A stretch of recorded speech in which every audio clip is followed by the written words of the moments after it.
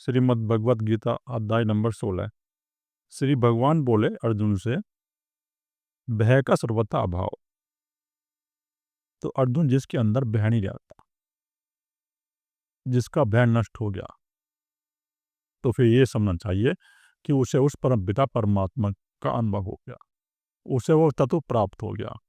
क्योंकि जब हमें उस परम पिता परमात्मा का अनुभव हो जाएगा तो हमारे अंदर से भय नष्ट हो जाएगा, भय का अभाव हो जाएगा और अंतःकरण की पूर्ण निर्बलता। और जो हमारा अंतःकरण है, वो अंतःकरण हमारा शुद्ध हो जाएगा। उसमें कोई किसी प्रकार की दूषित भाव नहीं रहेगी किसी के प्रति, वो दूषित नहीं रहेगा, उसके अंदर राग द्वेष नहीं चलेगा। हमारा अंतःकरण पूर्ण शुद्ध और निर्मल हो जाएगा। तत्व ज्ञान के लिए ध्यान योग में निरंतर दृढ़ की स्थिति। जब हमें उस परमपिता परमात्मा का अनुभव हो जाएगा ना, तो हमारे उस ध्यान में नित्य स्थिति हो जाएगी। हमें वो पद प्राप्त हो जाएगा, वो जो परम पद है ना, स्थित प्रक, हम स्थित प्रक हो जाएंगे। निरंतर हमारा ध्यान उसमें स्थित हो जाएगा जब हमें वो निर्विकल्प समाधि उपलब्ध हो जाएगी। और सात्विक दान, सात्विक दान का मतलब है अपने मन के अंदर सेवा और समर्पण उत्पन्न करना। जब तुम्हारे मन के अंदर सात्विक गुण उपलब्ध हो जाएंगे ना, सतोगुण उपलब्ध हो जाएगा तुम्हारे मन के अंदर, तो तुम फिर सात्विक दान करोगे। तुम जो दान करोगे उस दान से तुम है ना कुछ प्राप्त करने की इच्छा नहीं रखोगे। जैसे संसारी मनुष्य हैं, तो संसारी मनुष्य दान करता है कि मेरी नौकरी लग जाए तो मैं भंडारा करा दूंगा, मेरी अगर दुकान चल जाए तो मैं भंडारा कराऊंगा प्रभु तेरे नाम का। तो जो रजोगुण वाला मनुष्य होगा और संसारी मनुष्य होगा, तो वो भगवान से कुछ ना कुछ चाहेगा, उसके अंदर इच्छा रहेगी। और जिसके अंदर कुछ ना कुछ इच्छा है और वो इच्छा से जो दान कर रहा है, तो उसका दान नहीं लगता। दान जो तुम्हें करना है, पहले अपने अंदर सतोगुण प्रकट करो। जब तुम्हारी चेतना के अंदर ये सतोगुण प्रकट हो जाएगा, तो तुम्हें फिर ये अहंकार नहीं होगा कि मैं कर रहा हूँ। तुम इसी प्रकार करोगे उस परमपिता परमात्मा की सेवा मान के कि मैं जो भी कर रहा हूँ उस परमपिता परमात्मा की सेवा कर रहा हूँ। उस परमपिता परमात्मा ने मुझे ये अवसर दिया है, मुझे जो है निमित्त बनाया है, माध्यम बनाया है सेवा करने का। तो इस प्रकार सेवा करेगा जिसके अंदर सतोगुण प्रकट हो गया। और जिसके अंदर सतोगुण नहीं है, तो वो स्वार्थपूर्वक ही सेवा करेगा। जो तुम दान करो, दान भी इस प्रकार करो, अपने अंदर सतोगुण प्रकट कर लो पहले।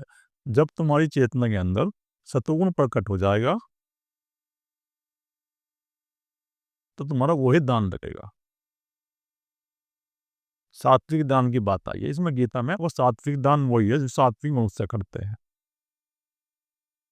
जो निस्वार्थ दान करते हैं, जो ऐसा समझ के करते हैं कि मैं जो सेवा कर रहा हूँ, दान कर रहा हूँ, वो परम पिता परमात्मा की अनुकंपा है, मुझे केवल निमित्त बना रहा है, वो निमित्त बना के मेरे से कार्य कर रहा है, वो उसी को समर्पण कर देगा। तो वही सात्विक दान है और वही व्यक्ति मुक्ति के मार्ग पे आगे बढ़ेगा। फिर जो मनुष्य इस प्रकार का दान करेगा, उस परम पिता परमात्मा को समर्पित कर देगा, तो वही मनुष्य उस परम पिता परमात्मा के मार्ग पे आगे बढ़ेगा। उसी को ये ध्यान का रास्ता मिलेगा, उसी मनुष्य को जो इस प्रकार सेवा करेगा। और जो इस प्रकार सेवा नहीं करेगा, स्वार्थपूर्वक सेवा करेगा, तो उसको यह अध्यात्म का मार्ग नहीं मिलेगा। फिर वो वहीं उलझा रहेगा अपने घर में और परिवार में, अपनी गृहस्थी में। और इंद्रियों का दमन, तो हमारे इंद्रियों का स्वयं दमन हो जाता है। जब हमें उस पर पिता परमात्मा में हो जाएगा ना, तो हमारी इंद्रियां जो है ना, वो जाएगी नहीं। क्योंकि जो हमारी इंद्रियां हैं ना, वे पूरी तरह से मन के अधीन है। जब मन हमारा हमारे अनुकूल हो जाएगा, तो हमारी इंद्रियां भी फिर हमारे अनुकूल हो जाएंगी। इंद्रियों का जो दमन है ना, वो स्वयं हो जाएगा। हमारी जो बाहर की इंद्रियां हैं ना, इनका दमन स्वयं हो जाता है, इनका कोई दमन करने की जरूरत नहीं है। तुम्हें बस ध्यान में उतरने की जरूरत है। जब तुम अपने अंदर उतरोगे, जब तुम अपने भीतर उतरोगे, तो तुम्हारी इंद्रियों का दमन स्वयं हो जाएगा। उस मार्ग पे आगे बढ़ो। भगवान, देवता और गुरुजनों की पूजा। और भगवान, भगवान का मतलब है जो ऐसे मनुष्य हों जिन्होंने उस परमपिता परमात्मा का अनुभव कर लिया हो, जो साकार रूप में हो, तो उनकी पूजा। और देवताओं की पूजा, उन देवताओं की पूजा जो हमें दे रहे हैं, जो प्रकृति के देवता हैं, तो उनकी पूजा का मतलब है कि तुम उनको कोई हानि नहीं पहुंचाओ, तुम वायु को दूषित मत करो, तुम अग्नि को दूषित मत करो, तुम प्रकृति को दूषित मत करो। जब तुम इन प्रकृति को दूषित नहीं करोगे तो वही इन देवताओं की पूजा है। तो वे देवता में उत्तम भोग देंगे फिर, जो तुम इस प्रकार करोगे। जल को दूषित मत करो, नदियों को दूषित मत करो, ये जल भी देवता है, ये भी हमें जल दे रहा है, इससे हमारा जीवन चलता है। कि प्रकृति को कोई किसी प्रकार की तुम हानि मत पहुंचाओ, और वही देवताओं की पूजा है। देवताओं की पूजा का मतलब कुछ नहीं है यहाँ कि तुमने जो है निम्न प्रकार की कोई प्रतिमा बना ली और उस प्रतिमा के सामने तुम घंटी बजा के बैठ गए और उसकी पूजा कर रहे हो, लेकिन प्रकृति को तुम दूषित कर रहे हो, तो वो उसकी कोई पूजा नहीं लगेगी। देवता की पूजा का मतलब यही है। इस गीता से तुमने इस गीता के नई गलत अर्थ लगा लिए। जल देवता है, वायु देवता है, पृथ्वी देवता है, इनको शुद्ध रखो तुम। जब तुम इनको शुद्ध रखोगे तो तुम ये उत्तम भोग प्रदान करेंगे। इससे जो तुम्हारे शरीर की आयु बढ़ेगी, तुम्हारे शरीर में रोग कम होंगे, अगर तुम प्रकृति को दूषित नहीं करोगे। और गुरुजनों की पूजा, और जो गुरुजन है जिन्होंने तुम्हें वो परमपिता परमात्मा का मार्ग दिया है और तुम्हें इस पर लगाया है, उनकी पूजा, उनके प्रति अपने मन के अंदर समर्पण करो। समर्पण का भाव लेके आओ। जो गुरु, जो सदगुरु तुम्हें उस परमपिता परमात्मा के मार्ग पे लगा रहा है ना, तो गुरु के प्रति प्रेम होना जरूरी है हृदय में, गुरु के प्रति समर्पण होना जरूरी है हृदय में। जब तुम्हारे गुरु के प्रति प्रेम उत्पन्न होगा, समर्पण उत्पन्न होगा, तो जो तुम्हारा आध्यात्म का मार्ग है ना, वो उन्नत हो जाएगा। तुम शीघ्र जो है उस परमपिता परमात्मा को प्राप्त कर लोगे, जब तुम्हारे अंदर समर्पण उत्पन्न हो जाएगा। और अग्निहोत्र आदि, जब तुम अपने घर में एक हवन करोगे, अग्नि जलाओगे, और अग्नि जला के उसके अंदर शुद्ध सामग्री डालोगे, तो उससे तुम्हारे घर का जो वातावरण है ना, वो शुद्ध होगा। ये गृहस्थियों के लिए है, ये उनके लिए है जो गृहस्थी मनुष्य हैं। तो गृहस्थियों के लिए वेद में बताया गया है हवन, कि उनको हवन करना है। वो एक छोटा सा हवन रोज करे। जब वो इस प्रकार का हवन करेंगे ना अपने घर के अंदर, एक अग्नि कुंड बना लेंगे, अग्नि कुंड के अंदर सामग्री डालेंगे, घी डालेंगे और थोड़ा अन्न डालेंगे, तो उससे जो अग्नि जलेगी, और उससे हमारा जो घर का वातावरण है वो शुद्ध होगा। और शुद्ध होने के बाद जो हमारे घर के आसपास जो तमोगुण की तरंगे हैं, और हमारे मन के अंदर जो तमोगुण की तरंगे हैं, वे तमोगुण की तरंगे क्षीण होंगी इस हवन करने से। तो गृहस्थी के लिए इसलिए हवन बताए गए थे, यज्ञ बताए गए थे, अग्निहोत्र जो गृहस्थ आश्रम में है, कि अगर वो इस प्रकार हवन करेगा, यज्ञ करेगा, तो उससे उसके घर का वातावरण शुद्ध होगा, और उसके बच्चों के अंदर और उनके अंदर सात्विक गुण बने रहेंगे। जो तमोगुण की व्यक्ति है, वो व्यक्ति उनके मन के अंदर प्रकट नहीं होगी। अगर वो अग्नि जलाएंगे सुबह उठ के, और अग्नि जला के उसमें मंत्रों का उच्चारण करेंगे, गायत्री मंत्र का उच्चारण करेंगे, और फिर इस प्रकार उसमें सामग्री डालेंगे, तो इससे जो है ना घर का वातावरण शुद्ध हो जाएगा। ये इसका एक वैज्ञानिक कारण था, जो गृहस्थियों के लिए बताया गया है वेद में, अनिवार्य है। जो गृहस्थ जीवन में मनुष्य हैं उनके लिए वो आधा घंटे बैठ के हम रोज बताया गया उनके लिए। अगर ये वेद की विधि आज खत्म नहीं होती, तो ये जो घर घर समस्या हो रही है ना उत्पन्न, ये कोई समस्या उत्पन्न नहीं होती। ये जो घर घर लड़ाई झगड़े हो रहे हैं, छोटी छोटी बात पर जो है मनुष्य एक दूसरे को हानि पहुंचाने के लिए तैयार हो जाता है। अपने घर में ही भाई के आपस में झगड़े हो रहे हैं, तो ये उत्पन्न नहीं होते, क्योंकि ये झगड़े उत्पन्न इसलिए हो रहे हैं क्योंकि उनके मन के अंदर तमोगुण की क्रिया सक्रिय हो गई है। और जब तुम्हारे मन के अंदर ये तमोगुण की क्रिया सक्रिय हो जाएगी, तो ये तो चक्रों का विज्ञान है, कुंडली चक्रों का। जो तुम्हारे अंदर तमोगुण की वृत्ति बढ़ जाएगी, तो तुम जो है तमोगुण के कार्य करने के लिए बाध्य हो जाओगे। तुम्हारे शरीर को जो गुलाम बना कर्म करवाती है ये तमोगुण की तरंगे। तो अगर तुम अपने अंदर तमोगुण प्रकट कर लोगे, तो तुम तमोगुण कार्य स्वयं करने लग जाओगे, तुम रोक नहीं सकते। ये माया का खेल चल रहा है। अगर तुम्हारे अंदर सतोगुण प्रकट होगा तुम फिर सतोगुण ही कार्य करोगे, तुम किसी मनुष्य को हानि नहीं पहुंचाओगे। तो इसलिए वेद में जो है ना, हवन करना गृहस्थी के लिए अनिवार्य बताया गया था। इसलिए बताया गया था कि अगर वो हवन करेगा तो उसके अंदर ये तमोगुण की व्यक्ति पैदा नहीं होगी। इसका एक ये वैज्ञानिक कारण था। उत्तम कर्मों का आचरण एवं वेद शास्त्रों का पठन पाठन और उत्तम कर्म करे हो। अगर तुम्हारे अंदर सात्विक गुण प्रकट होगा फिर तुम्हारे शरीर से ये उत्तम कर्म अपने आप ही स्वयं होंगे, क्योंकि हमारे शरीर से ये कर्म स्वयं हो रहे हैं। जो उनसा गुण तुम अपनी चेतना के अंदर प्रकट कर लोगे, अपनी जीवात्मा के अंदर सक्रिय कर लोगे, तो तुम्हारा शरीर उसी प्रकार के कर्म करने लगेगा। तो उत्तम कर्म तुम जब ही करोगे जब तुम्हारे अंदर सतुगुण प्रकट होगा। तो अपने अंदर सतुगुण प्रकट करना जरूरी है। और सतोगुण तुम्हारे अंदर जब प्रकट होगा जब तुम अपने गृहस्थ जीवन में रहते हुए 2 से 3 घंटे की ध्यान साधना रोज करोगे। जब तुम 2 से 3 घंटे का अभ्यास कर दोगे शुरू, परमानेंट रेगुलर, तो तुम्हारी चेतना के अंदर सतोगुण प्रकट होगा। और जब तुम्हारी चेतना के अंदर सतोगुण प्रकट होगा फिर तुम उत्तम कर्म स्वयं करोगे। और अगर तुम्हारी चेतना के अंदर सतोगुण प्रकट नहीं है तो फिर तुम उत्तम कर्म नहीं करोगे। अगर तुम्हारी चेतना के अंदर रजोगुण है तो तमोगुण है, तो तुम्हारे अंदर यही व्यक्ति बनी रहेगी, मैं इतना धन इकट्ठा कर लूँ, मैं इतने भोग भोग लूँ, मैं इतने गाड़ी बंगले इकट्ठे कर लूँ, तो तुम्हारे अंदर ये व्यक्ति बनी रहेगी। लेकिन अगर तुम्हारे मन के अंदर सतोगुण प्रकट हो गया तो तुम्हारे अंदर फिर वो व्यक्ति नहीं बनी रहेगी। और जो वेद और शास्त्र हैं उनको पढ़ना और पढ़ के समझना। तुम भी ऐसी आध्यात्मिक पुस्तक पढ़ोगे तो जो पुस्तक कहती है वो तुम्हें करना पड़ेगा, जो वेद कहता है तुम्हें करना पड़ेगा।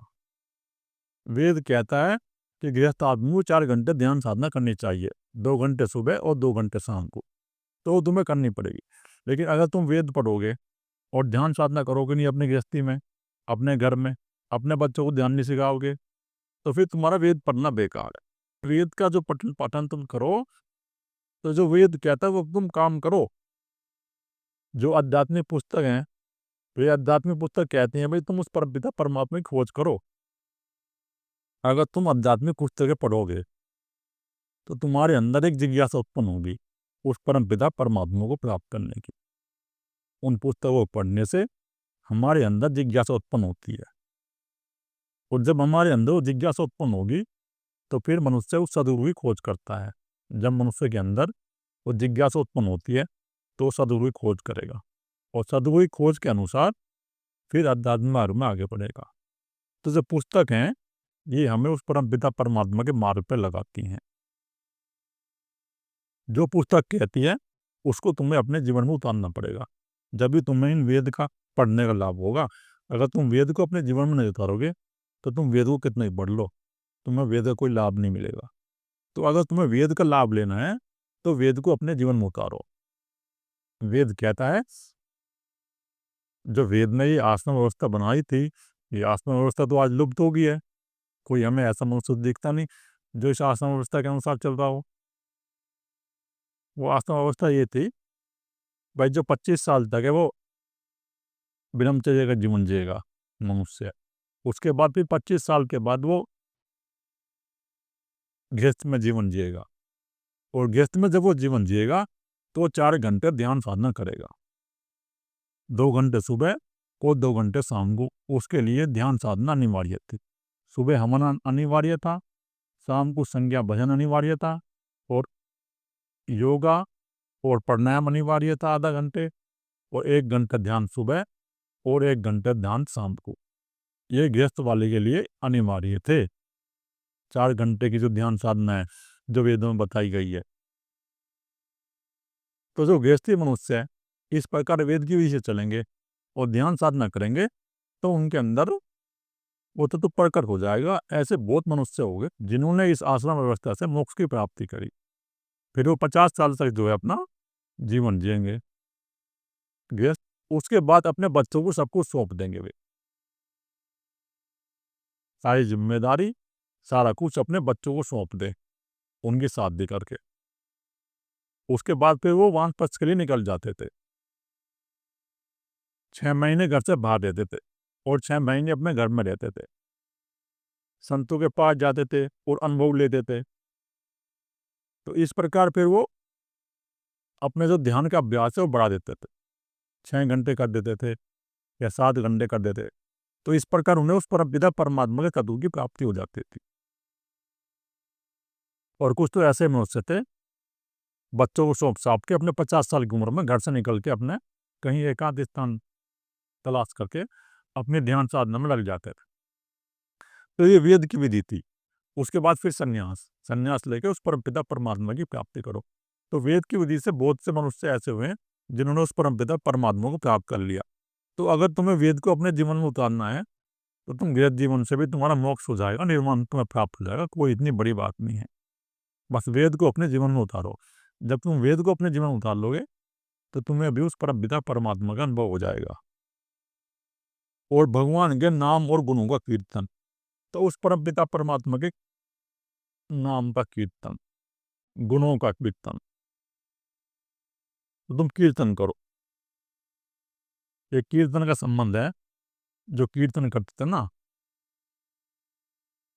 आप बैठ जाओ, शाम को जैसे बैठ जाते थे, एक ग्रुप मेडिटेशन होता था।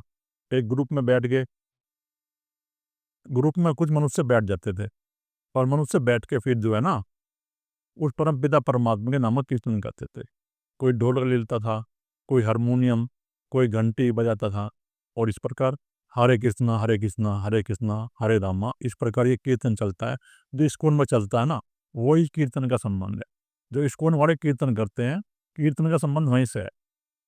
तुम अगर कीर्तन करोगे तो तुम्हारा मन एकाग्र होगा। इससे तुम्हारा जब मन बिखरा हुआ है ना, तुम्हारे मन के अंदर ये 24 घंटे विचार घूम रहे हैं, काम के और धन के, तो ये जो विचार तुम्हारे 24 घंटे मन के अंदर चल रहे हैं, ये विचार तुम्हारे कम होंगे। उससे तुम्हारा मन एकाग्र होगा कीर्तन करने से। तो इसलिए कह रहे हैं भगवान कि तुम उस परम पिता परमात्मा के नाम का कीर्तन करो। जब तुम उस परम पिता परमात्मा के नाम का कीर्तन करोगे तो तुम उस परम पिता परमात्मा के मार्ग पर आगे बढ़ जाओगे। और से धर्म के पालन के लिए कष्ट सहन और शरीर तथा इंद्रियों के सहित अंतःकरण की सरलता, और अपने धर्म के पालन करने में तुम कष्ट भी सहन करो। अगर तुम्हें कोई कष्ट भी मिल रहे हैं ना इस सत्य के मार्ग पे, अगर तुम सत्य के मार्ग पे हो, उस परमपिता परमात्मा के मार्ग पे हो, तुम उस कष्टों को सहन करो। जो कष्ट तुम्हें मिल रहे हैं, चाहे वो शारीरिक कष्ट है, चाहे कोई जो है बाहर के मुझसे तुम्हारे पर जो तंग कसते हैं, कोई कुछ कहता है, कोई कुछ कहता है। आध्यात्मिक लोग हैं तो उनको जो बाहर की मुझसे हैं कुछ ना कुछ कहते रहते हैं, उन पर वो टिप्पणी करते रहते हैं। जो उस परमपिता परमात्मा मार्ग को चलेगा, तो बाहर के जो समाज के लोग हैं, जो तमोगुणी मनुष्य हैं और रजोगुणी मनुष्य हैं, जिनके अंदर सत्वगुण नहीं है, तो उन पर टिप्पणी करते हैं वो। कोई कुछ कहेगा, कोई कुछ कहेगा। जो कह रहे हैं वो कहें दो, क्योंकि वे अपने कर्म अपने आप स्वयं भोगेंगे। उनको स्वयं इन कर्मों का दंड मिलेगा, क्योंकि उनके अंदर इस प्रकार के कर्म करने से ये तमोगुण की व्यक्ति सक्रिय हो जाएगी। और जो तुम्हारे शरीर में कष्ट आते हैं उनको भी सहन कर लो। तो साधक को कष्ट सहन कर लेने चाहिए। अगर कोई कुछ कह रहा है तो ठीक है यार, उसको इग्नोर कर दो, उससे जो है बहस करने की कोई जरूरत नहीं है। साधक को जो है ना, जो अज्ञानी मनुष्य है ना, उनसे कोई किसी प्रकार की चर्चा नहीं करनी चाहिए। क्योंकि अज्ञानी का जो प्राण है ना, वो नीचे की चक्र पर अटका हुआ है। और जिस मनुष्य का प्राण नीचे की चक्र पर रहेगा, वो अपने आप से बड़ा ज्ञानी नहीं मानेगा, क्योंकि वो पशु बन गया इस टाइम। उसके अंदर जो मनुष्य की वृत्ति थी वो नष्ट होगी। अब जो उसका जीवात्मा प्रकट होगा तो पशु के लिए प्रकट होगा। तो मेरे को कोई कुछ कह रहा है तो ठीक है, कोई बात नहीं, सहन कर। जो भक्त हैं, जो साधक हैं, वो सहन कर ले तो ठीक है। सहन करने में उनकी भलाई है। और अंतःकरण की सरलता, तो तुम्हारे अंदर जब तुम्हारा मन निर्मल होगा और तुम उस परमपिता परमात्मा के मार्ग पर चलोगे, तुम्हारा चित्त शुद्ध हो जाएगा, तो तुम्हारा अंतःकरण फिर निर्मल हो जाएगा। निर्मल तुम्हारा जो अंतःकरण है वो जब ही होगा जब तुम उस परमपिता परमात्मा की खोज में आगे बढ़ोगे और निरंतर उस तत्व को प्रकट करने का प्रयास करोगे। जब तुम उस परमपिता परमात्मा के तत्व को प्रकट करने का प्रयास करोगे तो तुम्हारा जो अंतःकरण है वो निर्मल हो जाएगा। मनमानी और शरीर से किसी प्रकार भी किसी को कष्ट न देना। और तुम जो है ना किसी दूसरे मनुष्य को या किसी जीव जंतु को अपने मन के द्वारा किसी को कष्ट मत दो। मन के द्वारा कष्ट का मतलब है कि तुम अपने मन से चिंतन मत करो, अपने मन के अंदर ये द्वेष की भावना उत्पन्न मत करो, किसी से ईर्ष्या उत्पन्न मत करो। कोई जो जैसा जीवन जी रहा है अपना, उसको जीवन जीने दो।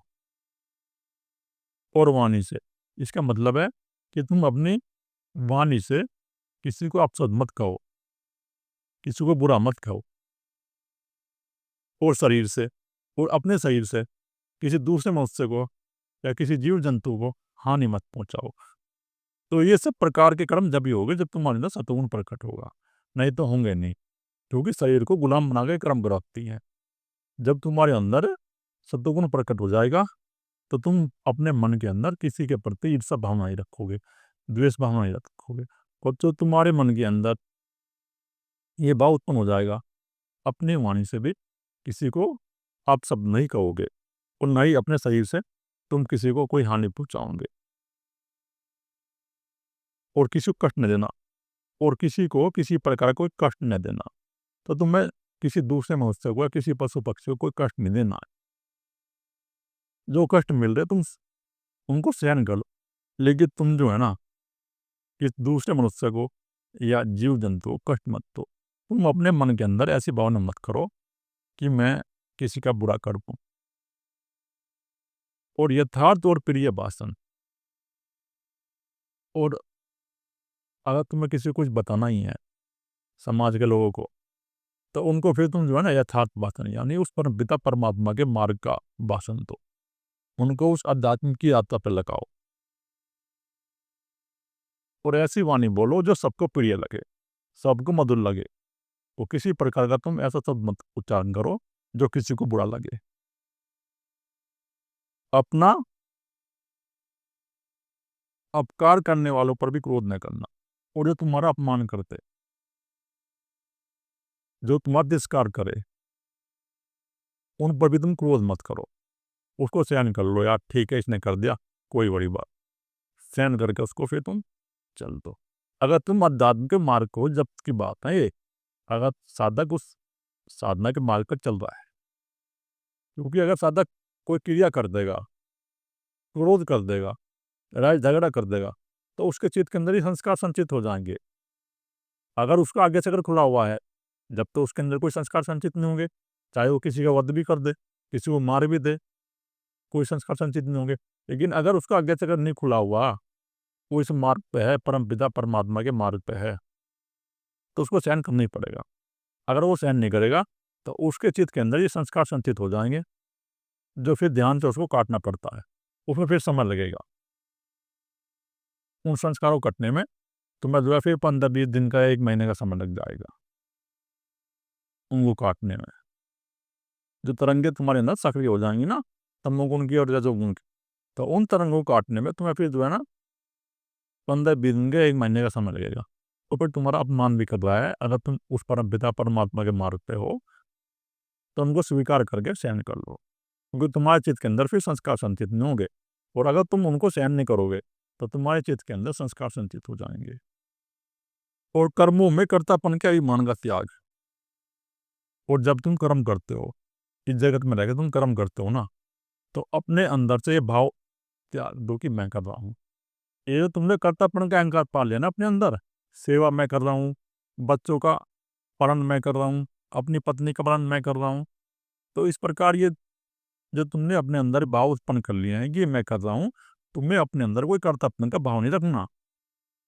तुम इस प्रकार ही कर्म करो कि जो करा रहा है वो परमपिता परमात्मा करा रहा है, और वो करा ही रहा है।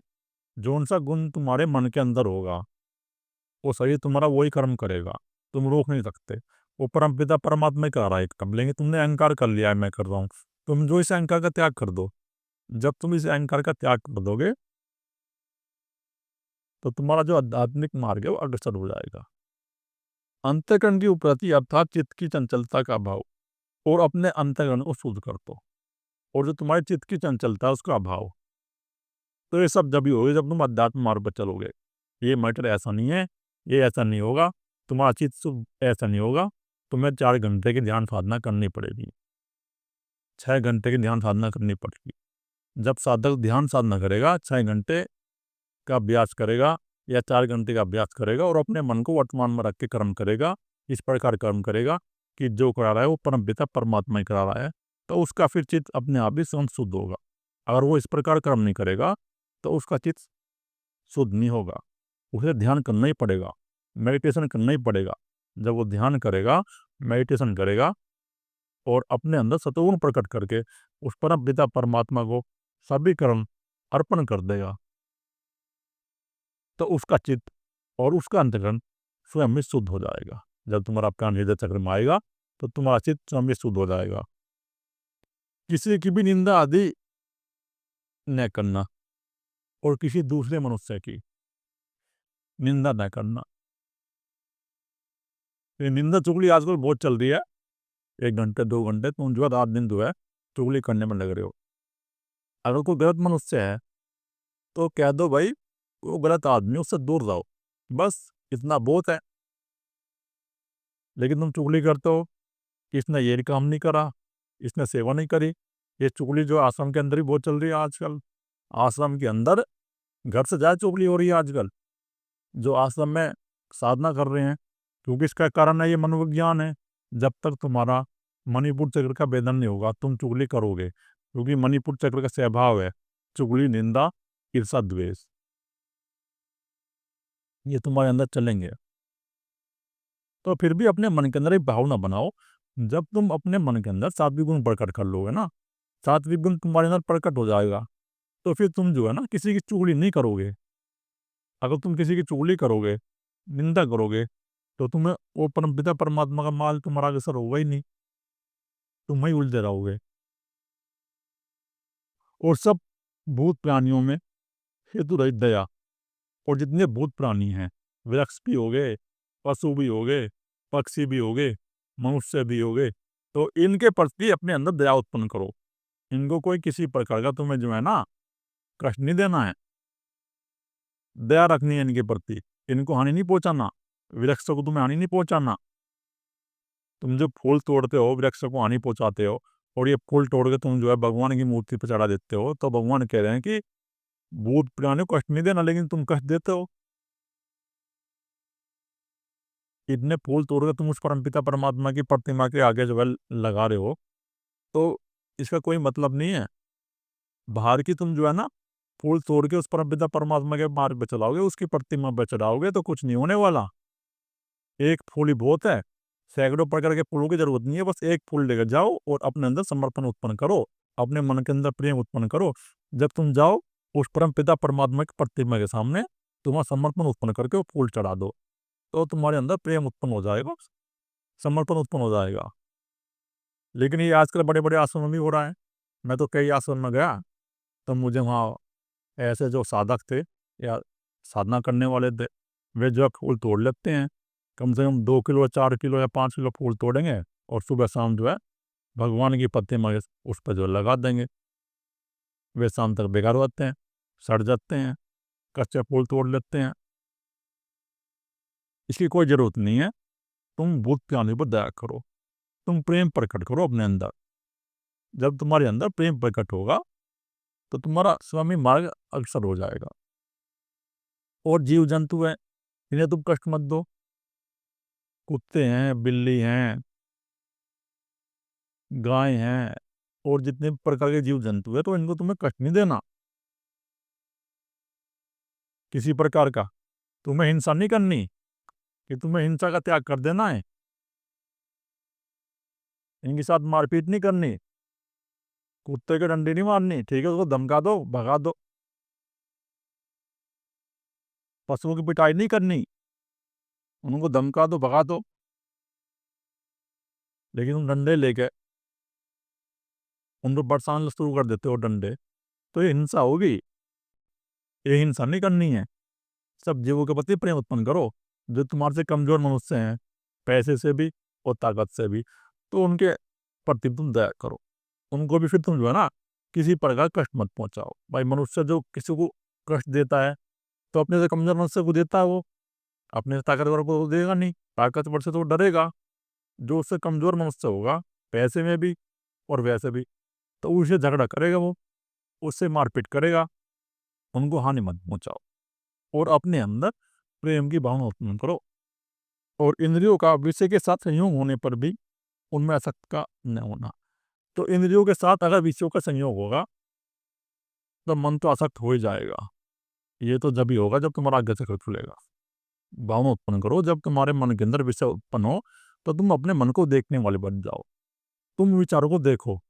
जब तुम्हारा मन चिंतन करेगा, किसी स्त्री का चिंतन करेगा, धन का चिंतन करेगा, या किसी ऐसी वस्तु को प्राप्त करने का चिंतन करेगा, यश का चिंतन करेगा, तो ये जो तुम्हारे मन के अंदर विचार उठ रही है ना, तुम इनको चुपचाप बैठ कर देखते रहो, साक्षी रहो, इनमें लगो मत। जब तुम अपने मन के विचारों में लगोगे नहीं तो तुम्हारा जो परम पिता परमात्मा का मार्ग है ना, वो अक्सर हो जाएगा, नहीं तो नहीं होगा। आसक्ति जब भी खत्म होगी तुम्हारी जब तुम्हारा आगे से खुल जाएगा। लेकिन फिर भी अपने अंदर भावना रखो यार, और इस आसक्ति का त्याग कर दो। कोमलता, लोक और शास्त्र से विरुद्ध आचरण में लज्जा और व्यर्थ चेष्टाओं का भाव। तो जिसका आगे चक्र खुल जाएगा ना, कि उसकी आसक्ति का त्याग हो जाएगा और लोग और शास्त्र से विरुद्ध आचरण में, तो जो उसका जो आचरण है ना, फिर किसी की बत्ती विरुद्ध नहीं होगा, उसके अंदर सतोगुण प्रकट रहेगा। सतोगुण भी उसका नष्ट हो गया, जिसका आगे चक्र खुल जाएगा ना, उसका सतोगुण नष्ट हो जाएगा, तो सभी से फिर आचरण ठीक करेगा। और लज्जा और व्यर्थ चेष्टा, उसके अंदर कोई लज्जा नहीं होगी और वो किसी से जो है ना कुछ प्राप्त करने की व्यर्थ चेष्टा नहीं करेगा। उसको जो मिल जाएगा अपने उसी में संयम रहेगा, उसके अंदर समर्पण रहेगा उसके अंदर। ये स्थित प्रज्ञ के लक्षण है जिसका आगे चक्र खुल जाता है। ओम श्री वासुदेवाय नमः। जय श्री कृष्ण। ओम गुरुवे नमः।